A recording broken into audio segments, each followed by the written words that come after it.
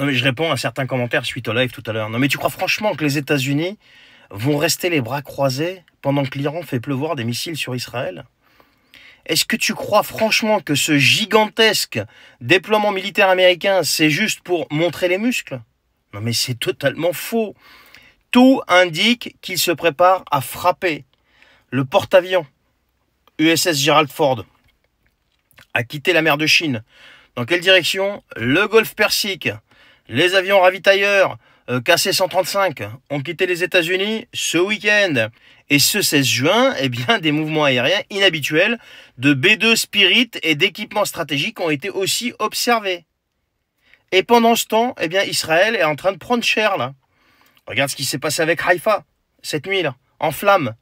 Le Negev frappé, Tel Aviv frappé, le dôme de fer saturé. Et les Iraniens, ils ont dit qu'ils allaient le saturer encore plus. Et puis les Iraniens, là, maintenant, ils ne répondent plus symboliquement. Ils frappent pas parce qu'ils se sont fait frapper. Ils ont une volonté délibérée d'humilier militairement Israël.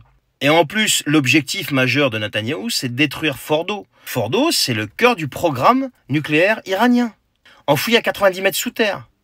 Alors qu'est-ce qu'a fait Netanyahou? A fait ce que tout le monde redoutait. Il a officiellement appelé Trump pour lui demander une frappe conjointe sur Fordo. Et Trump, il n'a rien dit. Et c'est justement ça la bombe. C'est qu'il n'a pas dit non.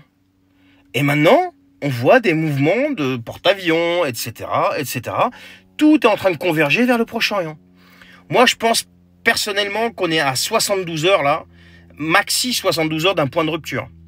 Soit les USA soutiennent seulement via le renseignement, le cyber, les brouillages, les ravitaillements, soit ils frappent. Et s'ils frappent Fordo, le cœur du programme nucléaire iranien, là, c'est le début de la vraie guerre. L'Iran va réagir avec ses missiles, avec ses drones, avec ses proxys, certainement. Alors, le Hezbollah au Liban se tient tranquille, mais je pense pas qu'il va se tenir tranquille longtemps. Si jamais le régime des Mollahs est vraiment atteint, il y a les Houthis au Yémen aussi, les milices en Irak, etc., etc. Et là, c'est le Proche-Orient entier qui s'embrase, tout simplement. Mais le plus gros risque, c'est que l'Amérique, pour montrer qu'elle est toujours l'Empire, aille plus loin que Fordo. Et il y a un objectif derrière tout ça. Je le dis, je l'ai déjà dit, je persiste et je signe, que Netanyahou, il l'a dit ouvertement, veut changer de régime. Pour l'instant, c'est Trump qui l'arrête. Il y a un abonné qui a quand même attiré mon attention sur quelque chose, que l'Iran, c'est une des plus grandes réserves pétrolières mondiales. Il y a beaucoup de minerais, il y a beaucoup de terres rares, etc. Et donc, est-ce qu'ils sont pas en train de faire ça pour ça? On n'en sait rien. Là, on entre dans l'inconnu la plus totale. Donc, toutes les spéculations qu'il peut y avoir à droite, à gauche, voilà. Parce que les missiles hypersoniques iraniens, eux, ils sont prêts. Et ils sont déjà tombés sur Israël. Et le dôme de fer n'y pouvait rien. Et en plus, les bases américaines dans le Golfe sont à portée. Le détroit d'Ormuz pourrait être fermé en 24 heures. Et le pétrole pourrait flamber à 180, 200 $.